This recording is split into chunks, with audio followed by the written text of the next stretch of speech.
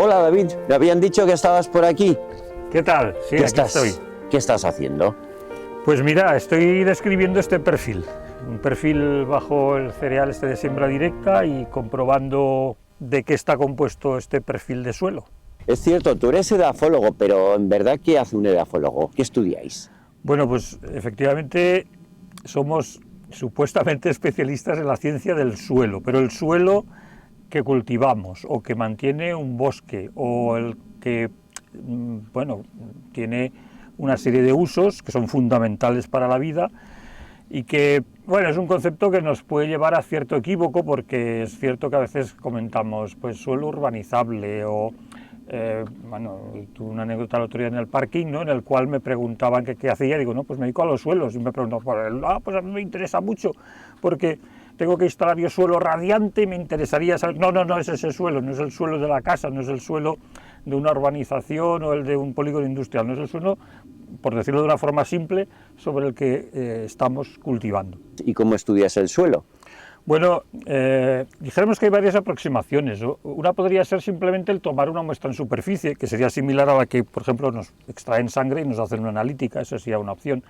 Lo que yo estaba haciendo aquí era precisamente no esa observación superficial, sino viendo qué es lo que pasa en profundidad. Entonces, bueno, en este caso estamos viendo lo que denominamos horizontes o estratos o capas de disposición más o menos horizontal y que lógicamente cambian en profundidad porque arriba están entrando cosas, materia, energía. Y entonces eso genera este gradiente y me estaba fijando en que al menos vemos dos horizontes muy contrastados y de ahí describimos pues muchas propiedades.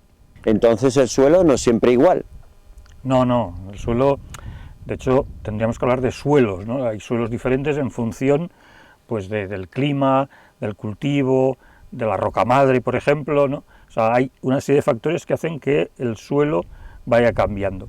Aquí, por ejemplo, estamos viendo pues un buen horizonte A con muy buena estructura, un color claramente distinto, más oscuro que el que tenemos por debajo, ¿no?, porque hay más materia orgánica, hay menos carbonatos que en la parte inferior, porque se nos han lavado, no llegamos a ver una roca madre tal cual, porque esto es un paquete de sedimentos que vienen de la alteración de las montañas que estamos viendo al fondo, ¿no?, en este caso de Gratal. Entonces, ¿de cada tipo de roca madre saldría un único tipo de suelo? Bueno, eso sería una aproximación muy simplista, dijéramos, ¿no? En una determinada zona tenemos un suelo en función, efectivamente, de la roca madre, pues calizas, granitos, esquistos, etcétera, pero, claro, eso está bajo la influencia de un clima. Si llueve mucho, se va minimizando el efecto de la roca madre, del material parental. Si el relieve, por ejemplo, es muy acentuado, se rejuvenece el suelo. La roca madre casi siempre está en superficie porque se nos va erosionando el suelo. Después el tiempo que hace que esta superficie la tenemos en unas determinadas condiciones. Si estamos, por ejemplo, aquí, ¿no?, en prácticamente un llano, ¿no?, una ladera muy suave, bueno, aquí el suelo puede evolucionar, es muy raro que se nos pierda, que se nos erosione, ¿no?, salvo condiciones muy drásticas, de lluvias muy intensas y demás.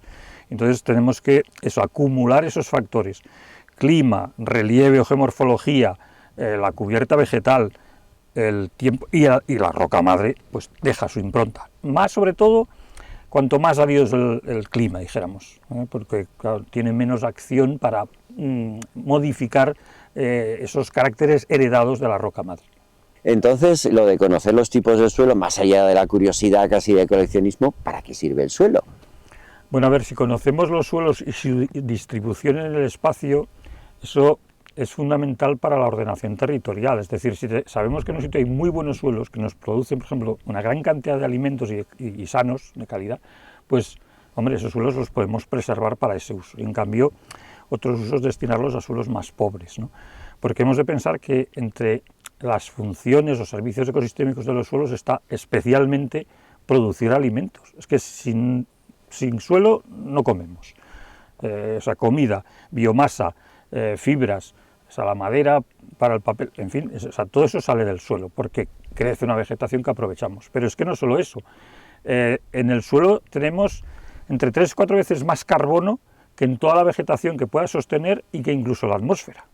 Por lo tanto, es fundamental para el cambio climático. O sea, el manejo que hagamos del suelo tiene su trascendencia en que la temperatura aumente o disminuya.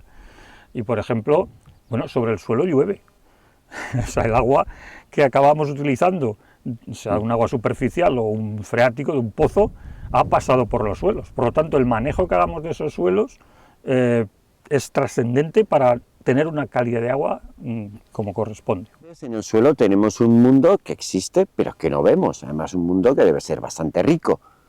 Sí, sí, efectivamente. Sí. Si nos vamos a lo que compone el suelo, dijéramos que tenemos, bueno, una parte que todos yo creo que vemos, que es la materia mineral, y unos poros con aire y con agua. Bien, pero es que además hay una fracción que es orgánica. Y decimos, hombre, sí, el humus, sí, pero hay una materia orgánica viva y una materia orgánica muerta. Entonces, dentro de la materia orgánica viva hay una biodiversidad que es brutal, ¿eh? Y de hecho se suele dar ese símil de que cogemos un puñadito de tierra en la mano, de suelo, y se dice que tenemos tantos microorganismos en ese puñado como habitantes hay en el planeta. O sea, estamos hablando de 8.000 millones de microorganismos que podemos tener en nuestra mano, ¿no? Eso en un suelo sano. En un suelo contaminado, desde luego, puede bajar drásticamente ese valor. Si con la erosión perdemos el suelo, ese suelo, ¿qué va a ocurrir? Bueno, es cierto, la formación del suelo es muy lenta. Necesitamos miles de años. De hecho, se considera que en un ambiente templado y aparentemente favorable para el desarrollo del suelo, pues formaremos 1 centímetro de suelo con 1000 años. La degradación puede ser muy rápida, la erosión hídrica, la erosión eólica. Entonces lo que hemos de hacer es eso, conservar el suelo al máximo, porque si lo perdemos, podemos afirmar que la pérdida de suelo es a escala humana irreversible. Si hemos perdido la totalidad del suelo y nos aflora una rocadura, ahí ya no hay nada que hacer, ¿no? Por ejemplo, en zonas inestables de montaña donde se nos ha ido el suelo vaya abajo, pues eso, a escala humana, estoy hablando, pues ya es irreversible. Lo que hemos de intentar es que en estas zonas que aún tenemos un buen suelo o que se conservan parte de esos horizontes que hablábamos al principio, bueno, pues se vean lo mejor preservados posibles. Bueno, David, pues muchas gracias y a partir de ahora miraré bien el suelo que piso. Cuando quieras. Hasta otra. Hasta otra.